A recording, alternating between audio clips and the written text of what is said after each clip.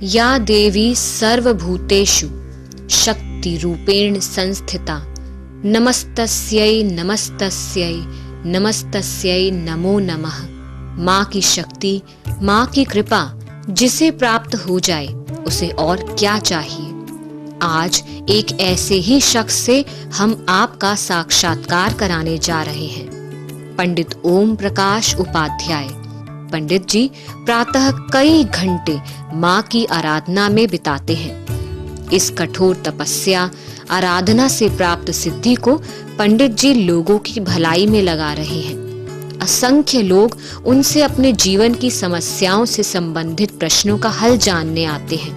माँ की कृपा से प्राप्त ज्योतिष ज्ञान से वो उन सभी लोगों का भला कर रहे हैं। आइए मिलते हैं पंडित ओम प्रकाश उपाध्याय जी से। नमस्कार, कार्यक्रम ज्योतिष एवं वास्तु में आप सभी का बहुत बहुत स्वागत है।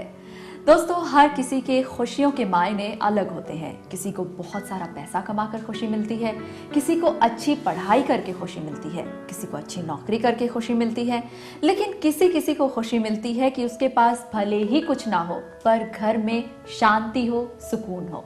कई बार ये शांति सुकून ही हमारे जीवन से गायब सा हो जाता है, पर ज्योतिष में ऐसे बहुत से उपाय हैं जिससे कि आप अपने घर में शांति बरकरार रख सकते हैं, घर में सुकून, घर में खुशियां बरकरार रख सकते हैं।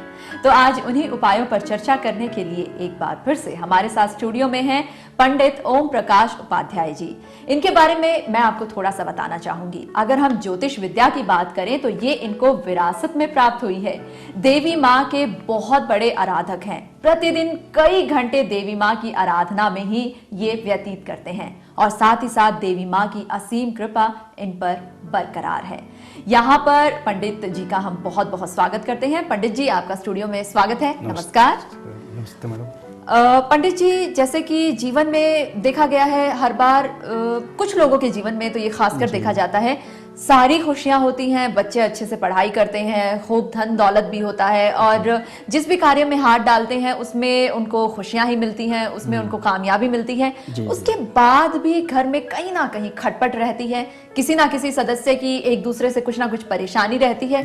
ऐसा क्यों होता है? क्या वहां पर कुछ हम वास्तु का दोष कह सकते हैं या फिर ग्रहों का तालमेल एक दूसरे से नहीं मिलता? जी मोनिका जी, आपने बहुत अच्छा क्वेश्चन किया है। कई बार क्या होता है कि जैसे ग्रह कलेश, पति पत्नियों का जो ग्रह कलेश होता है वो ज़्यादातर क्या है कि उनके जैसे शादी जो विवाह हम करते हैं तो इसमें जन्म कुंडली का मिलान बहुत महत्वपूर्ण होता है। उसमें कई बार देखा गया है कि जैसे लड़के का गढ़ मान चलो राक्षस होता है और लड़की का गढ़ मनुष्य होगा तो वो उसको टेंशन देता रहेगा। तो इसी तरीके से हमें कुंडली में हम देखते हैं। आजकल तो क्या करते हैं, जनरल तौर पे पंडित जी वगैरह नाम से कुंडली मिला देते हैं और शादी कर देते हैं। पंडित जी दक्षिणा लेके फ्री होगा, माँ बाप अपनी शादी करके फ्री होगा, लेकिन भुगतना पड़ता है लड़का लड़की को।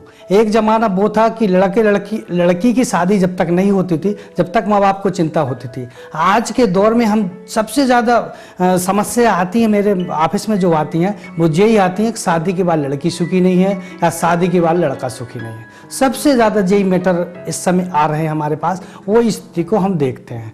तो मैडम, इसमें विशेष तौर पे हम यही बोलेंगे कि जन्म कुंडली हर धर्म के, हर वर्ग के आदमी को शादी वो अपनी रीति रिवाज से करे, उसमें कोई दिक्कत नहीं है, लेकिन जन्म दोनों की शादी मिलान करके मैच मेकिंग करके ही हमें शादी करना चाहिए। मतलब पहले एक बार गुण जरूर मिलवा लें। और ये क्या है, हमारा एक वैज्ञानिक तर्क है। आज कोई भी पति पत्नी को हम ले लेते हैं, दाम्पत्य उसको ले लेते हैं, तो उसकी सुखी कैसे रहेगा इसका हम किस आधार पर निकालेंगे? किसी के पास इसका कोई समाधान नहीं है। आज विश्व की हम बात करते हैं तो अमेरिका जैसा धनी देश, पति पत्नी में उनके यहाँ कोई बड़ी बात नहीं है, लेकिन सुखी नहीं है। धन तो कितना है उनके पास में। हमारा देश इंडियन एस्ट्रोलॉजी नंबर 1 माना गया विश्व में, और यहाँ के जब भी वहाँ से कोई ज़रूरत होती है तो पहले भारतीय ज्योतिषाचार्य को पूछते हैं वहाँ के लोग, और लेकिन यहाँ के लोग हमसे क्वेश्चन करते हैं, पंडित जी ऐसा होगा क्या? हमें बड़ी हंसी आती है उसमें कि मतलब जो एक ग्रह स्थितियों को भी हम भी बोलते हैं कि भैया जब पंचांग बनाते हैं तो उसमें लिखा रहता है सूर्य इतने बज के इतने मिनट पे उदय होता तो उतने पे होता है कि नहीं? तो फिर पंडित जी ऐसी बात नहीं थी। तो इसी टाइप से वो आते हैं। जी। तो बहुत सी ऐसी कुंडलियां हैं, तो अपन देखते हैं आज अब किस यहाँ पर कुंडली की बात हुई है तो आज का जो यहाँ पर हमने विषय लिया है वो इस कुंडली को देखते हुए ही लिया है। एक यहाँ पर हमें ईमेल आई थी, वो आई थी अल्पना राजपूत जी की, जी। भोपाल से। इनकी जन्म तिथि है 23/4/1985, ठीक है। और इनका जन्म समय है सुबह के 4 बजे। जन्म स्थान है भोपाल। ठीक है। लिखती हैं कि परिवार में खूब धन दौलत है, सास ससुर से बहुत अच्छी इनकी बनती है, और जब ये घर में शादी करके आई थी तो बहुत से सपने सजा कर आई थी। सारे सपने पूरे हुए, बस एक सपना इनका अधूरा है, वो ये कि पति से इनकी बहुत ज्यादा नहीं बनती, कुछ ना कुछ अलगाव रहता है, और अलगाव अब धीरे धीरे इतना ज्यादा बढ़ चुका है, ये चाहती हैं कि उनसे अलग हो जाएं। बहुत ही अच्छा। इसमें हम गृह स्थिति को देख रहे हैं, तो ऐसे जातक को क्या होता है कि कई बार बहुत क्वेश्चन, बहुत से ऐसे जातक हमारे पास आ रहे हैं, हम अलग रहना चाहते हैं, अलग रहना चाहते हैं। बेटा यदि इसकी किस्मत में यदि दुख है तो वो अलग भी रहेगी तो भी वही रहेगा, यदि शादी दूसरे लड़के से करेगी तो भी वही परेशानी रहेगी, क्योंकि गृह तो वही है।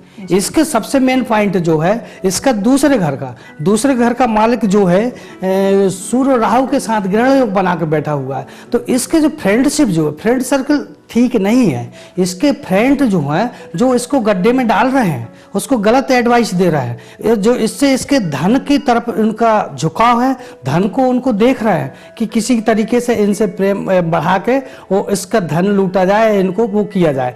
तो ये स्थिति हम इस कुंडली में देख रहे हैं कि इनकी फ्रेंड सर्कल सही नहीं है, और ये अपने आप में खुद को गड्ढा बनाती हैं, है ना, खुद के लिए अपना गड्ढा बनाती हैं, और ये यदि चाहें कि दूसरी जगह सुखी रहें तो नहीं रह पाएंगे। इनको अपने आप को मोड़ना होगा। सबसे ज्यादा इनके लिए फ्रेंड्सों से कोई वास्ता ना रखें। इनके लिए कुटुंब परिवार वाले सबसे बड़े शत्रु हैं।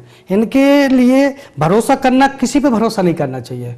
केवल जब भी कोई बात यदि पूछती हैं तो इनको पूछना चाहिए किसी बुजुर्ग आदमी से, गुरु पिता से पूछें, हम जैसे जोशाचार्य जो पिता तुल्य है उनसे पूछें, या इनके पड़ोस में भी यदि कोई बुजुर्ग आदमी है तो उससे सलाह लेंगे, तो इनकी स्थितियां अपने आप ठीक हो जाएंगी। नहीं तो जो इसी तरीके से अपने आप को भी कष्ट करती रहेंगी, और जितने भी डिसीजन लेगी अंततः गलत ही होंगे, क्योंकि इनके अंदर जो है माइनस मतलब निगेटिव बहुत ज्यादा सोचती हैं। गलत होगा, मेरे विषय में पति अच्छा नहीं सोच रहा, दोनों पति पत्नियों के बीच में ईगो टकराता है।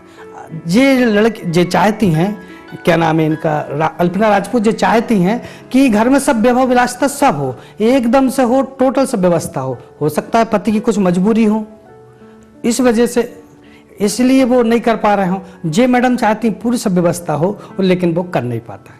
अभी हमारे बहुत से दर्शक इस कार्यक्रम को देख रहे हैं इसी उम्मीद के साथ कि अब जल्दी से हमें कोई ऐसी टिप बताई जाए कि हमारे घर में शांति बरकरार रहे या फिर जीवन में हम तरक्की प्राप्त करें। तो आज का सुझाव क्या देना चाहेंगे आप?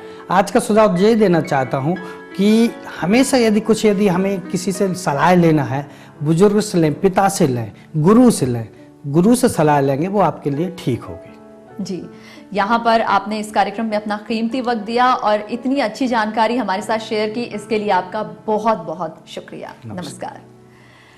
तो मित्रों, हमारी आज की पेशकश में बस इतना ही, लेकिन चलते चलते आपसे बस इतना ही कहना चाहूंगी कि खुश रहना आपके खुद के हाथ में है।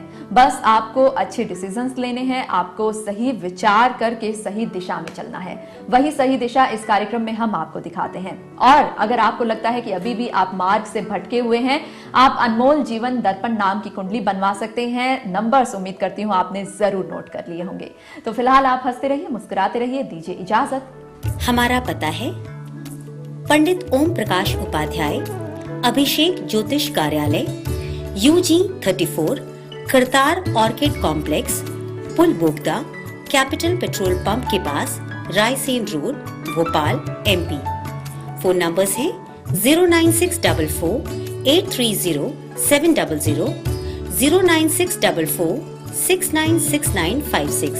हमारा ईमेल ID है oupadhyay31@gmail.com।